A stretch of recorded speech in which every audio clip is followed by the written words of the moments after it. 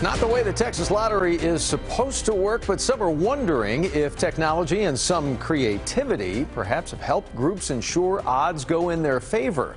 That's where we're going to begin tonight. All new for you at 10 o'clock, a huge jackpot, yet an unusual surge in ticket sales, all leading to questions tonight about whether the Texas Lottery can be bought. Our J.D. Miles on the $95 million Texas Lottery drawing, you may recall from last month, that has at least a few people asking now, is there a way to beat the odds? Maybe they hit it.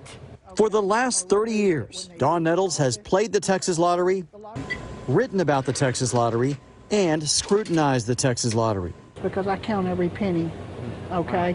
And I know how to figure sales. Through her blog Lotto Report, she monitors every drawing, offers player tips, and at times has criticized an operation that she finds is not always fair. They've lost all credibility with this latest incident. Nettles predicted that last month's $95 million jackpot would have a winner, and even predicted where the winning ticket had been purchased. I knew that there was going to be a ticket sold because I computed and saw what sales had to be. That winning ticket was purchased in Colleyville at a place called Hooked on MT.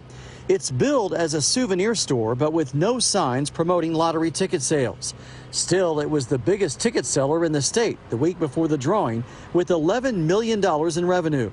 It's also the registered location of Lottery Now, which owns an app called Mito Lotto that allows people to buy lottery tickets online through a third party. And so I knew that the apps were selling them. Buying tickets directly online is illegal in Texas, but there are a number of apps using courier services to conveniently get around that. The app links ticket buyers and retailers with third-party couriers who are supposed to physically pick up the tickets from the retailer. When sales of Texas Lotto tickets skyrocketed over the weekend of April 22nd, the top 10 retail sellers all just happened to be lottery apps. Luck Zone is an app, okay? Lottery.com is another app. Nettles believes a conglomerate of investors, possibly outside of Texas, tried to buy up all the possible combinations of the 6 numbers, knowing the jackpot would be much higher. She says the data shows 99% of the possible combination of numbers were chosen for the jackpot, which was way above average. The Texas Lottery has confirmed that the coverage was 99.4%. That tells you that 99.4% of all combinations were sold that night. The only way they can do that, coverage is normally 4%. Okay, the only way that can happen is if somebody buys up all the combinations. The Texas Lottery Commission even suggested the winner of the $95 million prize was a syndicate, saying in a news release, the vast majority of the buying activity focused at those retailers who appeared to be selling to various purchasing groups. In fact, it appears that the winning ticket was likely bought by one of the purchasing groups.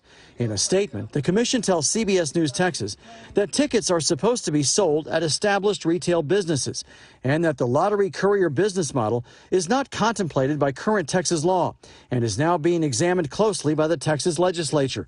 Legal and policy issues related to courier service are for the Texas legislature to determine. The operators of Hooked on MT, where the winning ticket was sold, told us over the phone that all 11 million tickets were sold in person to customers at the Colleyville location, which was closed both afternoons we drove by.